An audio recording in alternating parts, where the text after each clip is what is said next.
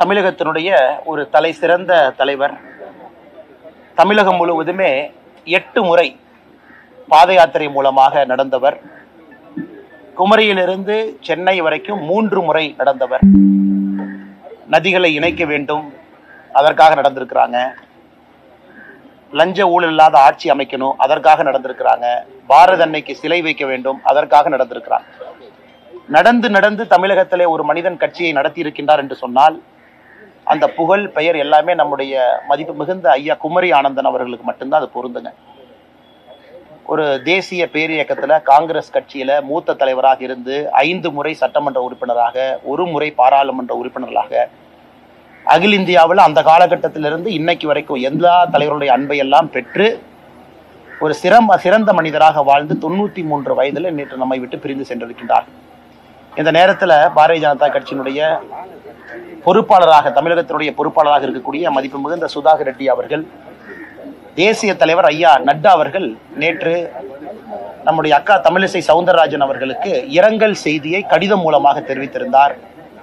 அதை நேரடியாக தெரிவிப்பதற்காக நம்முடைய அகில இந்திய தலைவர் நட்டா ஐயா சார்பாக சுதாகர் ரெட்டி ஐயா அங்கே வந்திருக்கிறாங்க. அவர்களோடு நாங்களும் இங்கே இணைந்து நின்று கொண்டிருக்கின்றோம். இந்த நேரத்தில் எங்களுடைய முன்னாள் மாநில தலைவர், இதற்கு முன்பு ஆளுநராக பணியாற்றியவர், குமரி ஆனந்தன் ஐயாவுடைய கொள்கைகள் பிடிப்போடு இருக்கக்கூடிய அற்புதமான ஒரு தலைவர், அவர்களுக்கு இந்த நேரத்தில் நாங்கள் எல்லாம் வந்து ஆறுதல் சொல்லி இருக்கின்றோம். அவங்க தைரியமா இருக்கிறாங்க. ஏன்னா குமரி ஆனந்தன் ஐயாவுடைய வாழ்க்கையை பொறுத்தவரை இது கொண்டாடப்பட வேண்டிய வாழ்க்கை. ஒரு நாள் நம்ம அழுகுறோம், துக்கம் அனுசரிக்கிறோம்னா கூட அது 2வது நாளிலிருந்து கொண்டாடப்பட வேண்டிய வாழ்க்கை. அப்படிப்பட்ட வாழ்க்கை இது. அதனால் நிச்சயமாக தமிழகம் நேற்று எல்லா கட்சி தலைவர்களுமே சித்தாந்தத்தை மறந்து எல்லாவற்றையும் தாண்டி குமரி ஆனந்தன் ஐயாவுடைய மறைவில் நேற்று ஒன்றாக இணைந்திருந்தார்கள். எல்லோருக்கும் பாரதிய ஜனதா கட்சி சார்பாக எங்களுடைய நன்றிகளை தெரிவித்துக் கொள்கின்றோம். இரங்கல் செய்தி அளித்த எல்லா கட்சியினுடைய தலைவர்களுக்கு, எல்லா பொதுமக்களுக்கும், அவருக்காக கண்ணீர் சிந்திய எல்லா விசுவாசிகளுக்கு, நல்லவர்களுக்கு, ஆண்டோர்களுக்கு, சான்றோர்களுக்கு பாரதிய ஜனதா கட்சி சார்பாக நாங்கள் நன்றியை இந்த நேரத்தில் காணிக்கையாக்கின்றோம். அதே நேரத்தில் இந்த கட்சி எப்பொழுதும் அக்கா தமிழிசை சவுந்தரராஜன் அக்காவோடு இருக்கும். நேற்றுலேருந்து தலைவர்கள் எல்லாம் கூட இருக்கிறாங்க. நான் உட்பட, முருகன் ஐயா உட்பட எல்லோரும் வேறு வேறு பணியில் இருந்தோம். நேற்று ராஜ்நாத் சிங் ஐயா அவர்கள் வெல்லிங்டன் வந்தாங்க, முருகன் ஐயா அந்த பணியில் இருந்தாங்க. நான் ஏற்கனவே கர்நாடகாவில் மேங்களூர் உடுப்பி பகுதியில் கட்சியினுடைய நிகழ்வுக்காக அங்கே சென்றிருந்தேன். அந்த பகுதியில் நாங்கள் இருந்தோம். அதனால் இன்னைக்கு எல்லோரும் ஒன்றாக இணைந்து வந்திருக்கின்றோம். நம்முடைய அகில இந்திய தலைவருடைய செய்தி, இரங்கல் செய்தியோடு சுதாகர் ரெட்டி ஐயா வந்திருக்கிறாங்க. அதனால் நிச்சயமாக அக்கா அதிலிருந்து மீண்டு வருவார் என்கின்ற முழு நம்பிக்கை எங்களுக்கு இருக்கு. இதை வந்து பத்திரிகை நண்பர்களும் கூட நேற்றிலிருந்து முழுவதுமாக இங்கேயே காத்திருந்து இந்த மரங்கள் மறைந்த செய்தியை நீங்களும் இதை வந்து படம் பிடித்து மக்களுக்கெல்லாம் காட்டினீங்க. அதனால் உங்களுக்கு இந்த நேரத்தில் கட்சியின் சார்பாக எங்களுடைய நன்றியை தெரிவித்துக் கொள்கின்றோம்.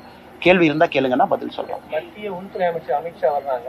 இந்த பயணத்தின் போது புதிய மாநில தலைவர் அறிவிப்பு இடம்பெறதுக்கான வாய்ப்பு இருக்குதா? அதிமுகவோட சந்திப்பு நல்ல, அதாவது நம்முடைய மத்திய உள்துறை அமைச்சர் திரு அமித்ஷா அவர்கள் வருவது உறுதி. இன்னைக்கு சாயந்தரம் வர்றாங்க, 10:30 மணிக்கு வர்றாங்க. நாளை சாயங்காலம் வரைக்கும் இருக்காங்க, அது உறுதி. மற்றபடி எதுக்கு வந்திருக்கிறாங்க அப்படிங்கிறதெல்லாம் நாளைக்கு நாங்கள் பத்திரிகை நண்பர்கள்ட்ட நாங்கள் சொல்றோம். அதிகாரப்பூர்வமாக நாளை உங்களை நாங்கள் சந்திக்கின்றோம், நாளைக்கு சொல்றோம்.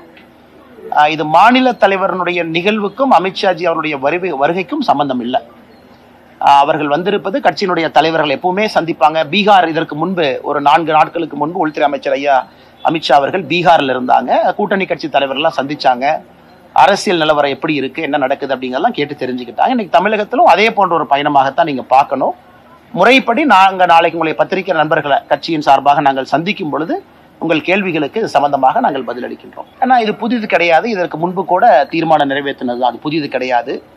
அந்த நிறைவேற்றப்பட்ட தீர்மானம் வந்து உங்களுக்கு தெரியும், அது ஆளுநர் ஐயா கிட்ட போகும் பொழுது ஆளுநர் அவர்களுக்கு அதுல அதிகாரம் கிடையாது. அது வந்து நியாயப்படி அவங்க வந்து ஜனாதிபதிக்கு தான் அனுப்பணும். காரணம், அகில இந்தியா முழுவதும் இருக்கக்கூடிய ஒரு பரீட்சை. ஸோ ஜனாதிபதிக்கு தான் அது போகுது. ஏற்கனவே ஜனாதிபதி அவர்களை பொறுத்தவரை Christian medical college Vellore, CMC Vellore, அந்த கேஸ் வந்து சுப்ரீம் கோர்ட்டால நிறைவு செய்யப்பட்டிருக்கிறது. அந்த கேஸ்லேயே சுப்ரீம் கோர்ட் ரொம்ப தெளிவாக சொல்லியிருந்தாங்க, நீட் கொண்டு வருவதற்கு மெடிக்கல் கவுன்சில் ஆஃப் இந்தியா அவங்களுக்கு உரிமை இருக்கா, முழுசா இருக்கு. நீட் யாருக்காவது பாதிப்பு ஏற்படுத்துதா, இல்லை. இந்த கேள்விக்கெல்லாம் சுப்ரீம் கோர்ட் பதில் அளிச்சிருந்தாங்க. அதன்படிதான் ஜனாதிபதி அவர்கள் இதற்கு முன்பு மாநில அரசு அவங்க அனுப்புனதெல்லாம் நிராகரித்து திரும்ப அனுப்பியிருக்கிறாங்க.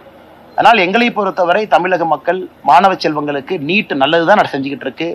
நிறைய மாணவர்கள் நீட் மூலமாக நடுத்தர குடும்பத்தை சார்ந்தவங்க, பின்தங்கிய வகுப்புலேருந்து வர்றவங்க எல்லாம் நீட் மூலமாக அரசு மருத்துவக் கல்லூரிக்கு போயிட்டு இருக்கிறாங்க. அதை நம்ம பார்த்துட்டு தான் இருக்கோம். ஏன் போன ஆண்டு முன்பாண்டு எல்லாமே டாப் 10 ஆல் இந்தியா ரேங்க் 1 எல்லாமே தமிழ்நாட்டிலிருந்து வந்திருக்கிறாங்க. அதனால் இன்னைக்கு நீட் விவாதம் என்பது தேவையற்ற ஒரு சப்ஜெக்டாகத்தான் பாரதிய ஜனதா கட்சி பார்க்கிறோம்.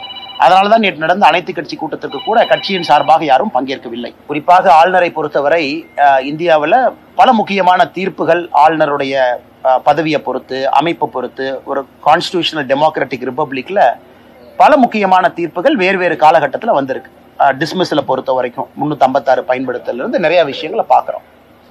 நேற்று உச்சநீதிமன்றத்தினுடைய தீர்ப்பும் ஒரு முக்கியமான தீர்ப்பு தான். அதை நம்ம ஏத்துக்கல அப்படிங்கிறது ரெண்டாவது. அதுல உச்சநீதிமன்றத்தை பொறுத்தவரை ஆளுநருடைய டெசிஷன் மேக்கிங் பவர்ஸுக்கு கால நிர்ணயம் வைத்திருக்கின்றார்கள். எப்ப 1 மாசம் எடுத்துக்கலாம், எப்ப 3 மாசம் எடுத்துக்கலாம், எப்ப ஜனாதிபதிக்கு அனுப்பலாம், எப்ப ஆளுநர் அவராக சுயமாக முடிவெடுக்க முடியும், 2வது முறை சட்டப்பேரவையில மசோதா நிறைவேற்றினா எத்தனை மாசம் நீங்க வச்சுக்கலாம், 1 மாதம் 3 மாதம் நேரம் கொடுத்திருக்கிறாங்க. அதனால எப்பொழுதுமே உச்சநீதிமன்றம் சொல்லக்கூடிய ஒரு தீர்ப்புக்கு நம்ம தலை வணங்கித்தான் ஆகணும். நம்ம நாட்டினுடைய அடிப்படை அது. அது மட்டும் இல்லாம உச்சநீதிமன்றம் நேற்று தன்னுடைய ஸ்பெஷல் பவர்ஸ், உச்சநீதிமன்றத்துக்குன்னு சில ஸ்பெஷல் பவர்ஸ் கான்ஸ்டிடியூஷன்ல இருக்கு. அந்த பவர்ஸை பயன்படுத்தி 10 மசோதாக்கள் ஆளுநர்கிட்ட என்ன இருந்துச்சோ அந்த 10ம் பாஸ் ஆனதாக உச்சநீதிமன்றம் எடுத்துக்கொண்டதாக அறிவிச்சிருக்கிறாங்க. அதன்படி அது மக்கள் நினைச்சுக்கலாம், 10 வேற 10 ஒரே சப்ஜெக்ட் தான். தமிழ்நாட்டினுடைய மாநில அரசனுடைய சார்ந்திருக்கக்கூடிய பல்கலைக்கழகத்தினுடைய வேந்தர் யார் அப்படிங்கிற ஒரு பிரச்சனை. அது முதலமைச்சர் அவர்கள் வேந்தராக இருப்பார்கள் அப்படிங்கிறது அந்த மசோதாவில் நிறைவேற்றப்பட்ட போது சொல்லப்பட்டது. அந்த 10 அவ்வளோதான். Fisheries university, Tamil Nadu agri university, எல்லாம் ஓப்பன் யூனிவர்சிட்டி எல்லாத்துக்கும் சேர்த்து அது வந்திருக்கு. பாரதிய ஜனதா கட்சியை பொறுத்தவரை உச்சநீதிமன்றத்தினுடைய எல்லா தீர்ப்பையும் நம்ம அனைவரும் ஏற்றுக்கொள்ள வேண்டும், அப்படித்தான் பார்க்கிறோம். அதே நேரத்தில் எங்கேயும் மாநில அரசு அத்துமீறும் போது ஆளுநர் கேள்வி கேட்கக்கூடாதுன்னு உச்சநீதிமன்றம் எங்கேயுமே சொல்லல. ஆளுநர் தொடர்ந்து தன்னுடைய கடமையை செய்வாங்க. அதுல ஒரு பவர்ஸ்க்கு கால நிர்ணயம் சொல்லியிருக்கிறாங்க. 1 மாதம் என்ற 3 மாதம் என்ன அப்படிங்கிறது அப்படிதான் நாங்க பாக்குறோம். தேசிய ஜனநாயக கூட்டணியில் இருக்கக்கூடிய பாமகவில் அதோட தலைவரை நீக்கிட்டு செயல் தலைவராக மாற்றிருக்காரு திரு ராமதாஸ். இது கட்சிக்கு ஒரு குழப்பத்தை ஏற்படுத்த நினைக்கிறீங்களா? அவங்களுடைய கட்சியினுடைய உட்கட்சி அவங்களுக்குள்ள இருக்காங்கன்னா பலமான கட்சி. இதை நாங்க பாரதிய ஜனதா கட்சியிலிருந்து கருத்து சொன்னா அது சரியாக இருக்காது என்று நினைக்கின்றோம். நிச்சயமாக எதாக இருந்தாலும் மதிப்பு மிகுந்த டாக்டர் ஐயா ராமதாஸ் அவர்கள், மரியாதைக்குரிய அண்ணன் அன்புமணி ராமதாஸ் அவர்கள் நல்ல ஒரு முடிவெடுப்பாங்க. தொடர்ந்து தேசிய ஜனநாயக கூட்டணியை வலுப்படுத்துவாங்க, தமிழக மக்களுக்காக தொடர்ந்து உழைப்பாங்க அப்படிங்கிற நம்பிக்கை எல்லோருக்கும் இருக்குங்கண்ணா. பாஜகவோட தயவுக்காக அதிமுக தனது ஆதரவை தமிழக மக்கள்கிட்ட இழந்து வருவது திருமாவளவன் விமர்சனம். அண்ணே, இது இன்னைக்கு நம்ம இந்த இடத்துல இருந்து அரசியல் பேசினா சரியா இருக்குமான்னு தெரியலீங்கன்னா, காரணம் நம்ம தமிழிசை அக்கா இல்லத்துக்கு வெளியிருந்து பேசுறோம். திருமாவளவன், அதனால் நான் கடினமான எந்த வார்த்தையும் இன்னைக்கு பயன்படுத்த விரும்பலீங்கன்னா, திருமாவளவன் பொறுத்தவரை இது ஒரு அரசியல் பேச்சாகத்தான் நான் பார்க்கின்றேன். அவருனால தமிழக மக்களுக்கு நல்லது நடக்கிறதாக, திராவிட முன்னேற்ற கழகத்தினுடைய ஆட்சியில அண்ணன் திருமாவளவன் அவர்கள் சந்தோஷமா இருக்கிறாங்களா அப்படிங்கிற கேள்வியைத்தான் பத்திரிகை நண்பர்கள் கேட்கணும். குறிப்பாக பட்டியலின மக்களுக்கு எதிராக நடக்கக்கூடிய தொடர் குற்றங்கள், இதெல்லாம் அண்ணன் திருமாவளவன் அவர்கள் உண்மையாலுமே பட்டியலின சகோதர சகோதரிகளுக்காக கடுமையாக போராடுறாங்க அப்படின்னா அதெல்லாம் ஏத்துக்கிறாங்களான்னு கேட்கணும்.